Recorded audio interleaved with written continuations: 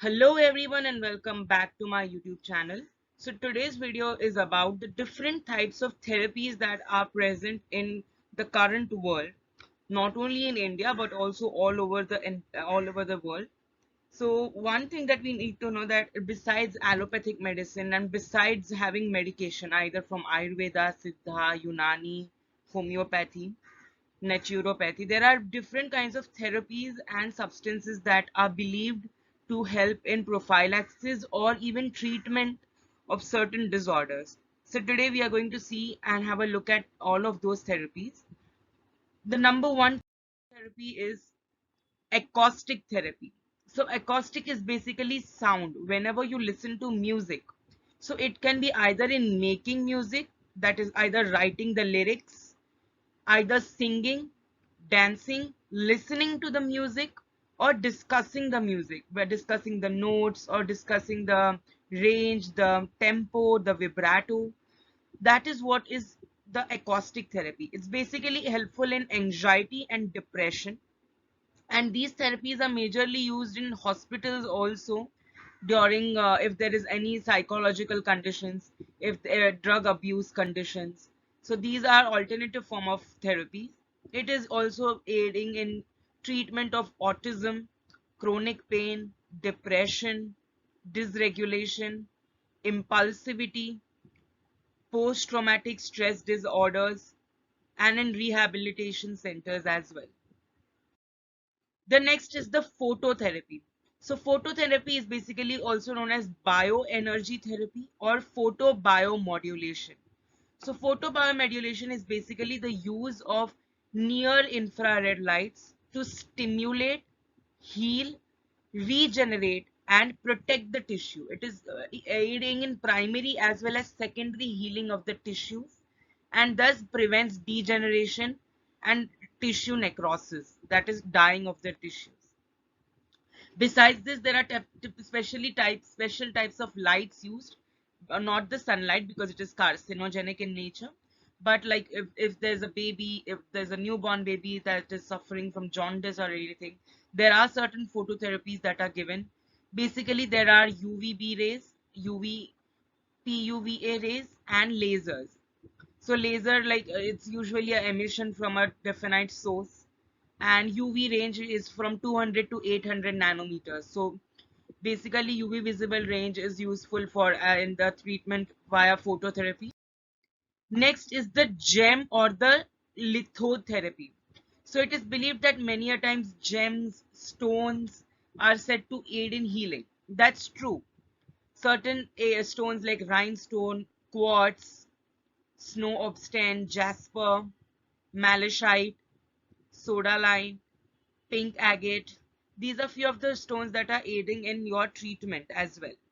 They provide not only a placebo effect but also control the heart, throat, crown. There are different kinds of chakras that are useful in different kinds of diseases or conditions. So lithotherapy basically means a combination of lithos, that is stones, and therapy means curing, that is curing via stones. This energy is gradually said to drain away all the negativity from you and it brings about a positive aura and positive vibe. And they are said to recharge themselves via sun and moon, the lights emitted from them. And it is the stone should be cleaned regularly and proper aeration should be provided to the stones. You can read more information that is available on different websites about the lithotherapy. The next is the aromatherapy. Many a times we, smell something, we have a fragrance, we do feel nice. We many of even our conditions like cold, cough, they can be released via eucalyptus nilgiri tail. So that's a kind of oil. It's a kind of an aromatherapy. We smell the nilgiri eucalyptus oil. These are different oils used: coconut oil, rosemary oil. Peppermint oil is very useful in digestive system aiding. Lavender oil is useful in baths. Lemon oil is useful as an has antioxidants, it has vitamin C, ascorbic acid. Aromatherapy is useful in reducing, alleviating the nausea, body aches, anxiety, fatigue, lethargy, circulatory problems, postmenopausal problems, that is after the menstrual cycle has stopped, alopecia, which is also known as hair loss. These are different oils used and the uses. Clove oil has antimicrobial and antifungal properties. The tea tree oil has protective abilities and useful in treatment of acne, burns. Rosemary oil promotes hair growth. Lemon has as immunity booster, it has antioxidants. Lavender oil is majorly for enhancing relaxation, migraine. Jasmine is the oil again, which is the aphrodisiac. That is, it helps in sexual stimulation and increasing the blood flow to the penis. The next we have the diet therapy or the nutrition therapy. Different kinds of diets are available like gluten-free diet, keto diet, clear liquid diets, diabetic calorie control diet, low fat diet, high fiber diet. So therapeutic nutrition basically tames the diseases like CVS, diabetes and obesity. Also, there are different conditions like cholesterol management, high energy level, increasing the immunity, balancing the hormones that are controlled via diet. The next is the chiropractic. The chiropractic therapy is basically a form of alternative medicine that is aiding in diagnosis, treatment, prevention of mechanical disorders regulating your musculoskeletal system. So your skeletal system consists of different bones, joints. So a chiropractor basically helps in relaxation, stimulation, hot and cold treatment, exercising. That is, the physiotherapy is different. The chiropractic is different. Please note that there's a difference between a chiropractic therapy and a physiotherapy. So chiropractic therapy improves the health, sleep, brings about happiness and well-being. It decreases the pain, the injuries, the depression. The next up we have is the zone therapy or the reflexology. So it is a system of alternative medicine in which different parts of hands, feet are associated. What are the benefits of this reflexology? The foot massage, hand massage, it helps in reducing the blood pressure if there's a hypertension. It helps in reducing stress, helps with PMS symptoms, postmenopausal symptoms, benefits people with flat feet, reduces edema, that is fluid filling into the joints or in between the joints. So there are different kinds of massage, palm, hand, and different parts of the body that helps in relieving the pain. The next up we have is the hirudotherapy. So hirudine is said to be used, which is obtained from leeches in the treatment. So hirudo medicinally, it has been used to treat patients from centuries. It can treat glaucoma, open angle as well as closed angle, myasthenia gravis, where acetylcholine, the neurotransmitter level is decreased, thrombosis, where there's a formation of a blood clot, arthritis, the inflammation of the joints, and other peripheral arteriolar and venular disorders. During feeding, leeches secrete a complex which is pharmacologically active into the wound, and hirudine is prominent to be used in these disorders. They secrete more than 20 bioactive substances that are mentioned here, but the analgesic, antiplatelet activity, anticoagulant activity is majorly present with hirudine. The next is the biotherapy, that is also called as alchemy therapy or a placebo therapy. So placebo is basically you do not have a API or any drug inside it. It's just the excipients. Either they'll give you sucrose, some sugar, or some proteins. But it deals with the psychological condition. It helps in healing the physiological conditions as well. Alchemy is basically magic therapy, some talisman, kavach, churan, which is said to, you know, it helps in mental stabilization and psychological help.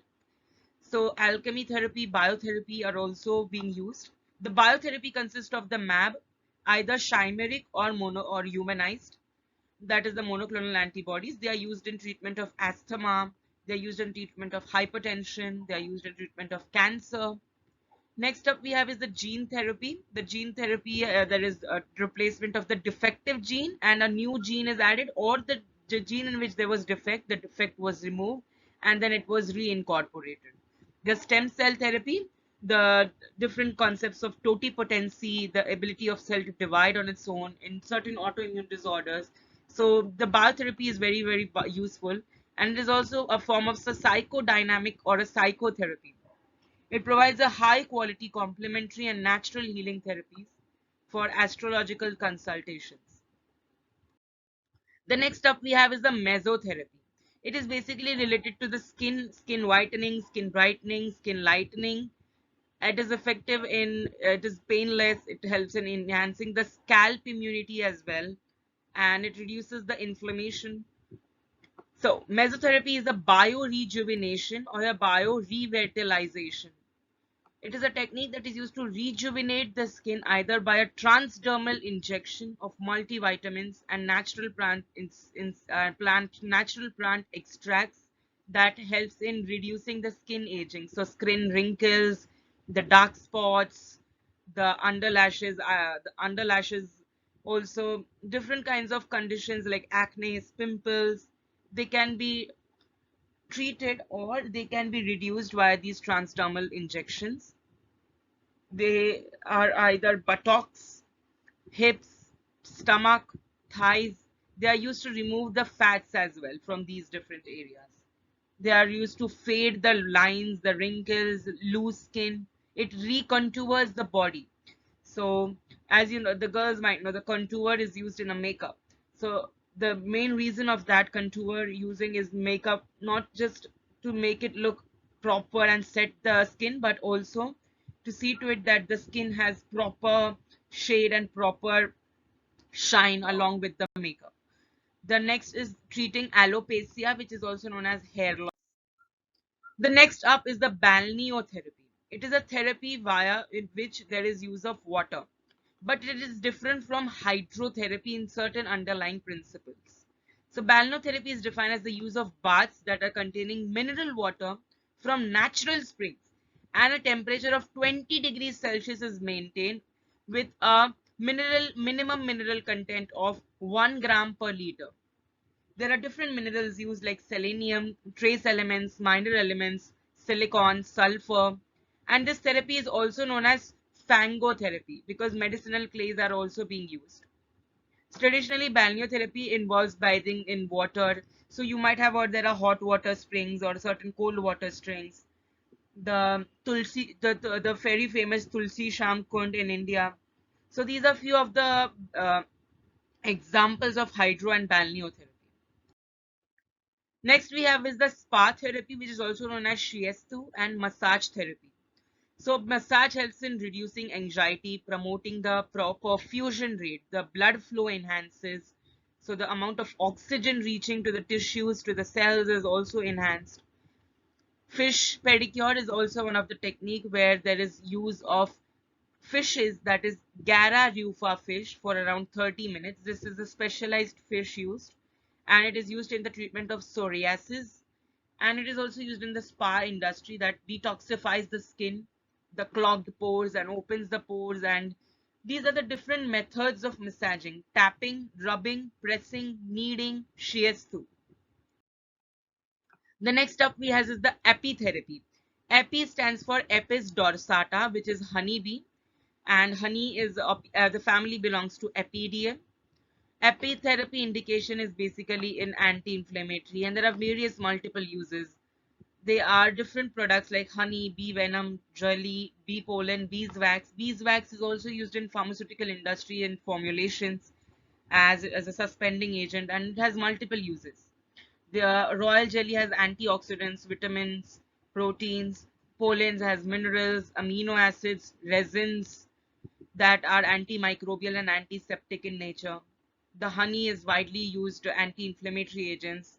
It is also used as a sweetener in food, and it is also a demulcent. A demulcent, that is, it is used in the throat. If there is irritation in the throat, it is used to treat wounds, scars, immunological disorders like nerve pain, MS, that is multiple sclerosis, treating immune and neurological disorders, Parkinsonism, gingivitis. So it is also used for oral hygiene. The next up we have is the magnet therapy. How does the magnet work? So you can see that if there's a powerful magnet placed, the arteries carry blood away from the heart, the veins carry blood towards the heart. So the arteries always carry the oxygenated blood. So this is a blood flow diagram that represents the flow of the blood that is oxygenated to the tissues via using a magnet. So the blood flow is enhanced and there's more amount of iron and oxygen reaching the tissues. Thus there is rejuvenation of those tissues. A magnetic therapy is defined as a pseudo-scientific alternative medicine that is a practice involving a weak static field that is produced by a magnet. The hemoglobin consists of 4 iron molecules, and there are different terminologies like diamagnetic and paramagnetic. Diamagnetic represents oxygenation, paramagnetic represents deoxygenation. So there are different jewelries and accessories that are available, that are magnetic bracelets, magnetic straps, magnetic wrist. There are certain soles, insoles, blankets, magnetic creams and supplements that are available. Also, it is a major principle in the NMR, nuclear magnetic resonance, and the MRI, that is magnetic resonance imaging. It is a diagnostic technique, and NMR is useful in identification. So this is a major example of a magnetic therapy. The next up we have is the color therapy. Colors are said to attract a person, and there are different colors that are useful in healing, either vibrant colors or subtle colors.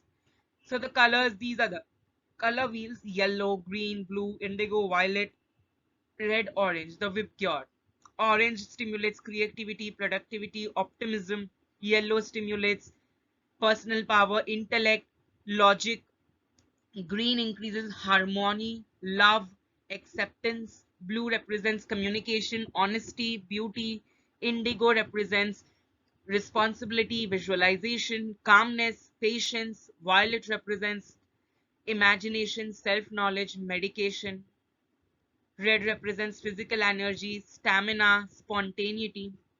These are the different colors you can see, and which system they are associated with: the nervous, endocrine, cardiovascular, digestive, respiratory, reproductive, skeletal. And these are the different centers, like the third eye, the plexus center, the root, the heart, the throat, the crown, and the different colors that are useful. So many a times you have also heard that we must wear white clothes whenever it's too dark, whenever it's too much of sunlight, because it is a good emitter of heat. Black is a good absorber of heat. So whenever you wear black, the heat is absorbed and you feel more hot. So the colors play a very, very important role in the therapy. These are the different chromotherapies that you can see: the red chromotherapy, the blue chromotherapy, the green chromotherapy, the yellow chromotherapy, the orange chromotherapy. So it has been used by Egyptians majorly, and it is a concomitant therapy. So that means it is used in addition with some therapy. It is not solely used. The next up we have is the different all indigenous and traditional system of medicine, like homeopathy, allopathy, Ayurveda, naturopathy, Siddha, Unani, yoga. The yoga postures, there are different postures like Shavasana, Vajrasana. These poses help in maintaining the immune system, the biological balance, the equilibrium. The Han Hammond gave the laws for different homeopathy, like law of minima, law of minimum, law of complex, law of dynamization, law of proving. Hippocrates and Pythagorean helped in Unani, that they gave the 4 different metabolism and different conditions like hot, cold, dry, and moist. These were given by Hippocrates and Pythagorean. The next, these are the different Ayush acronym, that is Ayurvedic, Yoga, Naturopathy, Unani, Siddha, Homeopathy. Next is the herbalism therapy. It is different from Ayurveda because here we directly use spices and herbs for therapy. These are the different Chinese spices that have been used, because Chinese is a prominent one in the herbalism therapy. Though even India has a abundance of herbal herbs and different, like tulsi, different herbs that we daily incorporate, like asafoetida, turmeric, cinnamon, bay leaves. Cupping is useful of using a warm glass jar to create suction. Moxibustion is the burning of herbal leaves on or near the body. Moxibustion is usually mostly used in China. And a herb is a part of a plant that has therapeutic activity either via its sense, flavor, or some ingredients. And it is also known as phytotherapy. The next we have is the hypnotherapy, where hypnotism. Hypnotism is not bad. Hypnotism is combined with psychology. Hypnotism is combined with medicine. Hypnotism is combined with dentistry. So it is an amalgamation of different pharmaceutical as well as medicinal healthcare professionals for enhancing the therapeutic activity. Either it is useful in weight loss, anxiety, phobia, hydrophobia, claustrophobia, panic attacks, post-traumatic stress disorders, that is PTSD, smoking, stammering, if a person is less confident, if he's not able to properly pronounce the words and not properly say the words in a proper sentence, eating disorders, anorexia, motivation less, if there is less motivation, it helps in depression, it enhances the sports performance as well. So basically we have seen that majorly all the therapies have to do with your psychological conditions. If you have a strong psychology, if you have a strong mind, if you have a strong mental status. Also, who has defined health? A healthy person is the one who has a strong physical health as well as mental health. Having a good physical health doesn't mean that you are healthy. Also, having a good mental health is necessary. That is the reason the World Health Organization has given the definition for health. It is also useful in irritable bowel syndrome, the IBS, where there are Crohn's disease and different ulcerative colitis. These are these are autoimmune disorders because they are usually not treatable. They can be managed. So these are manageable disorders. The next up we have is the acupuncture and acupressure. This is useful in sleeping sickness, that is sleeping disorders like insomnia, menstrual cramps, muscle tension, chemotherapy, the nausea, post-operative nausea, vomiting, PONV. The acupuncture involves the insertion of a thin sterile needle into the different points in the body by a trained professional. So you cannot self-administer this. It is highly riskful. But acupressure is something where you can do it yourself via tutorials, videos online. These are the different parts of the hands, of the palm, like the one which is associated with liver, gallbladder, left lung, heart, head, foot, etc. The next up we have is the thalassotherapy. So the thalassotherapy is basically useful in vacuum cupping, hijama cupping, horn treatment. These are the different other therapies that are used along with thalassotherapy. So thalassotherapy is basically use of water, that is sea water. There are different uses of cupping are hemophilia. The person who is suffering from these disorders should not go for cupping. They must not go for cupping. The person having hemophilia, DVT, that is the deep venous thrombosis, eczema, psoriasis, and epilepsy, that is fits. So a faster healing, it promotes faster healing, enhances relaxation, heals urinary diseases, relieves digestive problems, promotes skin health, relieves the lung disorders, bronchial congestion or pleurism, emphysema, etc. Gets rid of the fatigue disorders. Also useful in treatment of sciatica, muscle pain, dental pain. So these are the different uses of the hijama therapy or the cupping therapy. The next up we have is the laughter therapy. So we say that laughter is the best medicine. Why so? Because a therapy that uses humor to help relieve from the pain and stress and then give a proper relaxation to the mental as well as physical health. How does it promote the physical health? It helps in fighting infections, the natural, the CD4 cells, the helper cells, the killer cells, the lymphocytes are promoted, the learning and creative thinking, the cognition ability is enhanced, life satisfaction is increased. Anxiety, depression is managed. Other psychological conditions are also managed. Endorphins are released, which is brings about euphoria. Euphoria is a condition wherein you stay happy. This is brought about by endorphins. There are other endorphins and other types as well, like enkephalins, dynorphins, that are associated with morphine. That is why after having morphine, we have euphoria, a different state of delusion and hallucinations we go into. That is because of the euphoria produced by the endorphins activation. Endorphins reliefs. The next we have is the drama therapy. So acts, movies, videos, films, yes, they do play a role in your treatment. Not just treating but also prophylaxis. Drama exercises, enactments, improvisations, puppet, role plays, storytelling, theater games, poetry. These are different fields like applied theater, psychotherapy, arts education, the music therapy, the writing journals, poetries, writing anything that you are engrossed into that will give you happiness.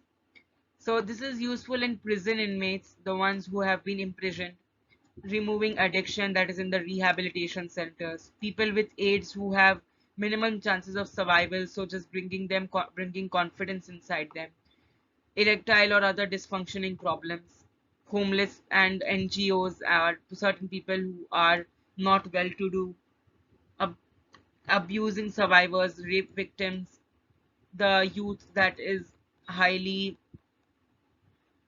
angry or anxious, or a person who has a little mental instability. The next up we have is the movement therapy or the physiotherapy. So movement therapy is basically involving different parameters like emotional, memory, cognition, physical, and social. These are the four interlinked parameters. Movement is a language. It is a first language that is non-verbal. Verbal means we communicate via oral route. Non-verbal means a body language, the way we represent ourselves. That is a first language. So dancing, other spirits, physiotherapists, we have heard it is a very, very important therapy in musculoskeletal system disorders. The next up we have is the art and craft therapy, promoting the arts, crafts, best out of waste, calligraphy arts, your dawdling, different types of therapies help you get engrossed. They help us to come out of trauma and different other conflicts. The next up we have is the ritual and spiritual therapy. This is a therapy that is not much proved scientifically, but yes, it is said that the spirit transformation is potential for human life. It helps in enhancing your spirituality, the social relatedness, and the empathy. Empathy means you relate with the person, you put yourself in the person's shoes. So if any of your friend has survived from a wrong or from any other disorder, so you can empathize with him, you can put yourself in his position and imagine what he would have gone through. This is also called as karmic healing. We say no that karma strikes back. What is this karma? What is the karma healing? This is a big mystery, but yes, this myth, if it's a myth, it would soon be busted off. But if it has a certain role in healing, ritual therapy is said to based on five principles. Number one is centering. Number two is assessment of the state of mind of the person. Next is gathering of energy. The next is directing that energy. And the fifth is the closure of the therapy. These are different stages of the ritual therapy. The next we have is the interrogative, interpersonal, supportive, or the psychotherapy. These are the different types. Cognitive behavioral therapy, dialectical behavior therapy, psychodynamic therapy, and the supportive therapy. They are useful in reducing the suicidal tendencies. If there is a imbalance in the neurotransmitters of serotonin, GABA, noradrenaline, dopamine, etc. And at the last therapy we have is the symbolic therapy or the Sandtray therapy or the play therapy. So the sand therapy is the fusion of art therapy and play therapy. So there is a difference between a play therapy. A play therapy is usually using some toys or something, some colors or paints for your rejuvenation. But a sand therapy is basically use of sand along with the toys. So a sand is a must in the Sandtray therapy, and it is a combination of both play therapy, that is use of toys, and art therapy, that is use of sand. So use of symbolic languages as usual in the regression therapy as well. Symbolic modeling is a therapeutic method that uses symbols, metaphors, and modeling to facilitate the positive changes. People may turn the metaphors into a traumatic event if they want to come out of the traumatic event, if they want to come out of coma, summarize an experience. It is also useful in forensic conditions and crime investigations, where a person is not able to recollect. So using some instruments, using some props, he can recollect about the same. The next we have is the discussing the difficult matter of any other circumstances or consequences that have occurred. So basically, these are the different therapies that are useful, and they are concomitant therapies. That is, along with your drugs, they can be useful in proper, faster, you say for proper and faster well-being. We always say get well soon. So if when a person wants to recover quickly, he can try one of these therapies for the same after consultation, of course. So that's all for today's video. I hope you loved and enjoyed it. If you have any doubts, feel free to post your doubts in the comment section. And thank you so much for watching the video.